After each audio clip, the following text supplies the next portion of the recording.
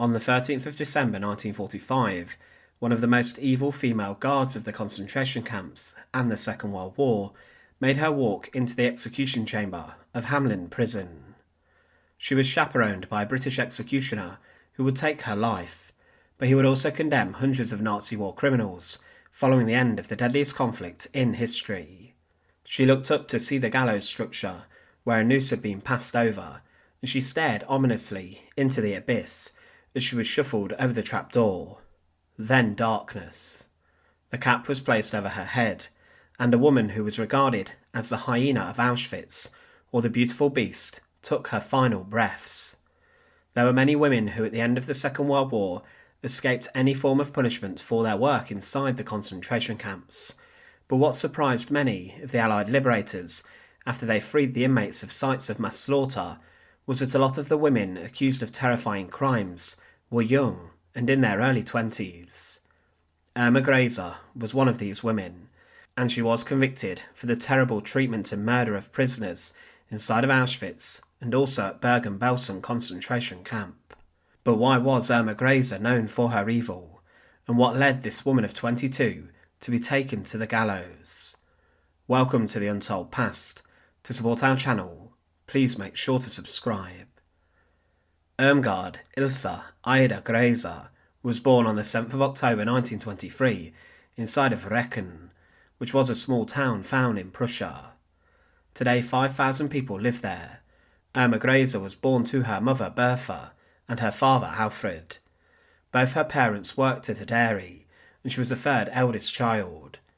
She went on to have 3 sisters and 2 brothers, and there was little in her early life that would suggest that this girl would one day become one of the most notorious women of the Second World War. But when Irma was 13 years old, her mother died as she consumed a significant amount of hydrochloric acid. She allegedly did this in reaction to finding out that her husband, Irma's father, had been engaging in an affair with the daughter of the local publican. This seemed to have a profound effect on her, and Irma's sister later recounted that the girls were always arguing and fighting in the family, yet it was Irma who never really got involved in this, and that when she was confronted with conflict, she tended to shy away and run away. But in 1938, at the age of 14, Irma Grese left school, possibly as the family needed some more money to survive following the death of her mother, and she worked on the dairy, but not for long. 6 months later she found employment working in a shop. However, she was a young girl who had experienced a significant amount of enjoyment engaging in the Nazi youth groups. In her teenage years, Irma Grese wanted to join the League of German Maidens or Girls. The BDM, as it was known, was the only legal female youth organisation inside of Nazi Germany, and there were 2 sections. The first, the Young Girls League, was for girls aged 10 to 14, and the Normal League was for girls of 14 to 18 years old. Membership of this was compulsory for all young women, but those who were considered not Aryan were banned from joining. It was the largest female youth group with over 4.5 million members. The first leader of the BDM claimed that the aim of the group was, "Our people need a generation of girls, which is healthy in body and mind, sure and decisive, proudly and confidently going forward, one which assumes its place in everyday life with poise and discernment, one free of sentimental and rapturous emotions, and which, for precisely this reason, is sharply defined in femininity, would be the comrade of a man, because she does not regard him as some sort of idol, but rather as a companion. Such girls will then, by necessity, carry the values of National Socialism into the next generation as a mental bulwark of our people." The BDM taught young women good health, and they also participated in physical education, and they were taught the importance of self-sacrifice, and they also encouraged the girls to rebel against their parents. This is what Irma Grese did, and she encountered many problems at home because of her desire to get involved in the group. The League of German Maidens also taught girls how to run a household and the importance of having as many children as possible for Hitler's Reich and Empire. But Irma's father was against the Nazis, and he did not like the involvement of Hitler in Germany. It's not specifically known why or how much he was anti-Nazi, and why he was virulently opposed to his daughter getting involved in the youth groups, but the rebellious Irma went further. She had for years been schooled in the Nazi education system that Hitler imposed upon the nation, and she was being brainwashed in this way by the schooling. Her father could not prevent this, but she did then leave home because of a rift that had grown between her and her father. She was a woman who wasn't the most brutal in her early life, but something changed. In 1939, Irma tried to begin a career inside of nursing, and she travelled to the Hohenlychen Hospital. In this facility, SS members convalesced and recovered from injury, and this was roughly 20 miles from her hometown. There were a number of prominent, high-ranking Nazis who were actually treated at Hohenlychen during the Second World War, and the barbaric Nazi doctor, Karl Gebhardt, oversaw the treatment there, and he was known for experimentation on prisoners inside of the concentration camps. Irma wanted to learn under these Nazi officials and guards, and she may have wanted to be involved in watching some of the experiments and the procedures. But inside of this facility, she became more familiar with the SS, but she was not too good at her job. It was said that after a period of almost work experience, that she would be better working in other lines of work, and with this rejection, she was a 17-year-old young woman inside of Nazi Germany who longed for a career inside the Nazi authorities. But Irma Grese had met a contact in the form of a close acquaintance and friend of the Dr. Karl Gebhardt, and he arranged for Irma Grese to then later go and work inside of Ravensbrück concentration camp. Ravensbrück was an all-female concentration camp and facility established relatively close to the heart of the Third Reich, Berlin. Throughout the camp's time in operation, from May 1939 until April 1945, there were 132,000 women who were sent there, and up to 90,000 of them were killed inside of the site. Life inside of Ravensbrück was tough for the prisoners, and some of the women had their heads shaved, and a large amount of women were later sent on to Auschwitz, where they were then killed in the gas chambers. To begin with, the conditions of the site were considered acceptable, as prisoners had clean bed linen, which was changed, and they had some food, but as the war continued, things went very downhill. As the camp got overcrowded, many prisoners were subjected to medical experimentation, which killed them. There were also executions, which were carried out on the roll call yards. One prisoner of the camp stated, "We were to die of misery, hunger and exhaustion." When we arrived at Ravensbrück, it was the worst. The first thing I saw was a cart with all the dead piled on it, their arms and legs hanging out, and mouths and eyes wide open. They reduced us to nothing. We did not even feel like we had the value of cattle. You worked and you died. Specifically inside of the camp, Irma Grese arrived at the age of 18, after she had been told to come back 6 months later, and she got to the camp with the dream of working as a female guard inside of the concentration camps. Many female guards who worked as Aufseherinnen, or female overseers, were trained at Ravensbrück by other more senior guards, such as Maria Mandel, who later too would be condemned for her actions. Irma inside of Ravensbrück underwent a number of exams to qualify as a guard, and she was drilled on her Nazi ideology to ensure that she was very ardent in favour of Hitler's cause. She had 3 weeks of tough and hard training, and on one of her first days, she actually demonstrated an element of care towards a prisoner. She apologised to an inmate who stepped out in front of her, and quickly the senior guards lambasted Irma and told her how this was not acceptable, and with this she was then told how to be barbaric towards the prisoners, and she was told to certainly not be polite to them under any circumstances. She did pass her training period, and then began to work as a full-time female guard in Ravensbrück. She embarked in a number of relationships with other SS officers at the camp who were male, and it was claimed that it appeared that all Aufseherinnen, married or unmarried, had one or more constant SS lovers. Irma got involved in the culture of the camp amongst the guards, and she was constantly there at the parties, and she drank heavily with the other guards. But during the days at the camp, she got involved in terrifying acts of violence against the prisoners, and she was at this time getting a monthly salary of 54 Reichmarks. But then when she was 19 in March 1943, she was amongst a number of other guards of Ravensbrück who were called upon to be transferred to Auschwitz-Birkenau, a hugely expanding camp in Poland. Before she went to Auschwitz, she did pay her father a brief visit, and her motives with this are unknown, but she burst into her home in her SS uniform, and her furious father apparently hit her, and he then told her to never come home again. Irma Grese arrived at Auschwitz and was then assigned to the newly opened women's camp that had been established inside of Auschwitz II Birkenau. It was within the fences of Birkenau that Grese became infamous for her slaughterous actions, and she was given different duties and roles in the site. She at times would command the guarding detachment of prisoners, or would be brought in to operate the telephone exchanges, and she was even at one point involved in guarding the prisoners who sorted the mail. She would in May 1944 receive a huge promotion to the rank of an Oberaufseherin, or a senior female overseer or guard. She was then involved in being responsible for roughly 30,000 prisoners inside of the B-22C camp in Birkenau. Whilst in this position, she delved into her brutal side, and she would patrol in her SS uniform with her heavy boots, and she would kick prisoners to move them along quicker. Irma also had her pistol on her hip, along with her whip at all times, and for her brutality she became known by a number of different nicknames. The first, the beautiful beast, was a contrast and a juxtaposition with her looks and evil, but she was also known as a hyena of Auschwitz, or as a blonde angel of hell.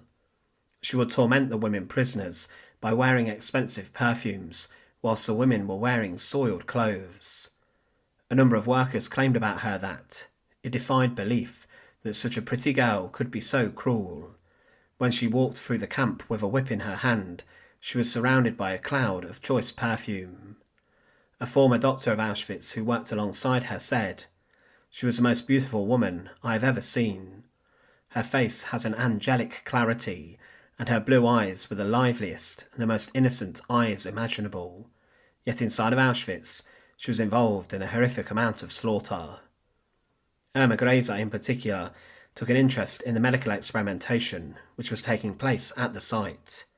She developed the reputation for being a sadist because of this, and she watched much of the operations that were being performed upon prisoners without any anaesthetic and with poor equipment, which was often at times very dirty. It was said that Irma Grese invariably arrived to watch the operation, kicking the victim if her screams interfered with her pleasure, and giving herself completely to the spasms which shook her entire body and made saliva run down the corner of her mouth. But at the camp she was also known for executing prisoners with her weapon, and she would shoot them with her pistol when she felt like it, or if an inmate was not working hard enough. She had a dog with her at most times, and she encouraged this beast to attack inmates, and the dog terrorised the prisoners. She was also involved in punishment, and during one incident she ordered her dog to savage a prisoner who could not keep up, as she was so weak during a long walk. Another witness of her crimes claimed that, "We were loading the lorries. Before noon we had an unexpected visitor, Aufseherin Irma, with her 2 leashed dogs. Frau Aufseherin Irma, blonde, with an angel face and snake eyes, the camp's chief torturer. We were very careful not to attract her attention. We pushed and pushed. It seemed to take an eternity to roll the car over the hill." The next team was unable to coordinate its efforts. They were completely unnerved by our visitor. They hesitated and lost control of their wagon. It swayed, bowled down the hill and capsized, scattering stone over the whole area. The prisoners were completely broken in spirit. Aufseherin Irma beckoned the 2 police dogs on them. The girls tried to escape their fangs, but the trained killers easily overtook them. One grabbed a Polish woman who slipped on a rock. The other fell upon a Russian girl. At Irma's orders, the Capo underlings beat and kicked the girls still untouched by the dogs. The Capo wrote down the numbers of the delinquent team. The dogs were tearing at the girls' bodies. Irma came closer to observe what they were doing. Her eyes were bloodshot. The sight of the blood seemed to intoxicate her. She panted. She was excited. Everybody could see that. We stood in a trance, as at a gladiatorial combat. Irma Grese was clearly someone who was obsessed with the evil and brutality of the concentration camps, and she also struck up an alleged affair with the Angel of Death, the evil doctor of Auschwitz, Josef Mengele, who got involved in many sadistic experiments, many of which Irma Grese would have witnessed, as mentioned earlier. She even fell pregnant at one point and forced an inmate doctor under the threat of death to perform a termination on her, and she got hold of the instruments and the woman performed this. But she then embarked in a serious relationship with SS officer and chief engineer of Auschwitz, Franz Wolfgang Hatzinger, and the pair went on dates and walks around the camp, strolling like lovers arm in arm. She also got involved in the selection processes. Thousands of inmates were sent to Auschwitz from all over Europe, and when they disembarked from the trains on the railway yards, many SS guards and members of staff at the camp were patrolling and ready to select those who were considered not fit enough to work to go to their deaths inside the gas chambers. Guards like Grese daily selected prisoners to go to their deaths, and she was responsible for the slaughter of thousands of people. She probably even encouraged those to move quicker, with her whip striking the inmates. But as 1945 came around, there was a call by the SS to begin to evacuate Auschwitz, as the Soviet Red Army were close by on the horizon, and Heinrich Himmler, the head of the SS, told the SS commandants of the concentration camps to ensure that not a single prisoner fell into the hands of the enemy. On the 18th of January 1945, Grese was sent back to Ravensbrück for a short period, before she was then moved on to Bergen-Belsen in March 1945. This was a camp which was completely crippled, with the huge deportations of people who were sent there, and Belsen's conditions were absolutely shocking. Grese reunited with her former colleagues there, including Elisabeth Volkenrath, Johanna Bormann, and the commandant of the camp, the Beast of Belsen, Josef Kramer. She continued to be a barbaric woman inside of Belsen, and she inflicted onto prisoners a lot of torture. These inmates had to hold heavy rocks above their heads at roll call. They were forced into painful positions for hours in the cold. If a prisoner moved, then Grese would batter them with her truncheon or whip. Whilst the British Army were close by, she continued to remain at the camp, unlike a number of SS guards who fled to try and save their own skin. She believed in enforcing law and order at the camp, and she remained by the side of Josef Kramer, the commandant, and a number of other female guards, and continued to brutalise inmates. The British and Canadian liberators entered Bergen-Belsen on the 15th of April 1945, and they found a camp in complete terror and a site which was on its knees. There were over 13,000 corpses of inmates who had succumbed to diseases and the conditions lying all around the site, and these had been unburied. A British news reporter documented what he saw, and his words showed the true horror of the sight. He said, "Here over an acre of ground lay dead and dying people. You could not see which was which. The living lay with their heads against the corpses, and around them moved the awful, ghostly procession of emaciated, aimless people, with nothing to do and with no hope of life, unable to move out of your way, unable to look at the terrible sights around them. Babies had been born here, tiny wizened things that could not live. A mother driven mad screamed at a British sentry to give her milk for her child and thrust a tiny mite into his arms, then ran off crying. This day at Belsen was the most horrible in all of my life." Irma Grese was ordered to help bury the corpses all over the camp, and she was arrested on the 17th of April 1945. There were stories floating around about her actions at the camp, and she was then imprisoned inside of a nearby German Army tank training academy, and whilst here she claimed that it was our duty to exterminate antisocial elements so that Germany's future would be assured. She was interrogated heavily by the Allied authorities, was then brought to trial amongst a number of other former guards of Bergen-Belsen in what was known as the Belsen trials. She was one of 45 people accused of war crimes in this, and she was tried in the first set of trials and was given Major L. Cranfield as a defence lawyer for her. The Belsen trials took place under British military law, and it related to her actions regarding the treatment of prisoners, and the courtroom was shocked at her work, which included the slaughter of those inmates where she worked.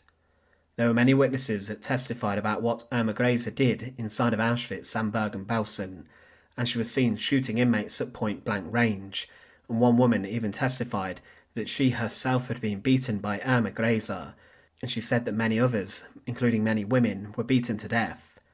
Grese claimed that, "I tried to become a nurse, but the labour exchange would not allow that, and sent me to work in a dairy in Fürstenberg in July 1942.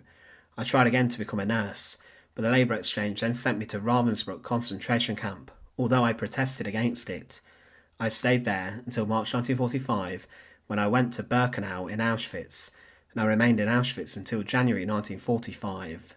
She did not tend to offer much of a defence up, and she admitted that she did patrol the camp with a whip, saying, "It was a very light whip, but if I hit someone with it, it would hurt." She also then claimed to have struck prisoners, but only with her hand, and that she had been ordered by Rudolf Höss, the commandant of Auschwitz, to administer the last 2 lashes upon an SS woman and other female guard who was punished by the other SS guards. She admitted that many women were shot and that she witnessed it, but claimed that she did not order those people to be shot, and neither did she pull the trigger. Irma Grese continued to deny everything that she was accused of, and she tended to blame others, and the fact she had been ordered to participate in brutality by senior officers. She was clearly guilty, and many had seen what she had done. It was very clear what would now happen to her. Irma Grese, following the 9-week trial, was sentenced to death, and she was to be hanged by the British. She was amongst 3 women who had all been condemned, and she was then sent to Hamelin prison to await her date with the executioner. The man who would take her life was a very experienced and well-known Albert Pierpoint, who used the long drop method for this. He met with Grese days before she would be sent through the trapdoor, and he recorded her height and weight measurements to then work out the sufficient drop required to snap her neck as she would be sent through the trapdoor. On the 16th of December 1945, inside of Hamelin prison, the executions of the Belsen trials were to take place. Irma Grese had been singing Nazi songs up until this moment. She was the second to be taken onto the gallows, and the women were executed individually, and the men were executed in pairs on simultaneous gallows that had been made.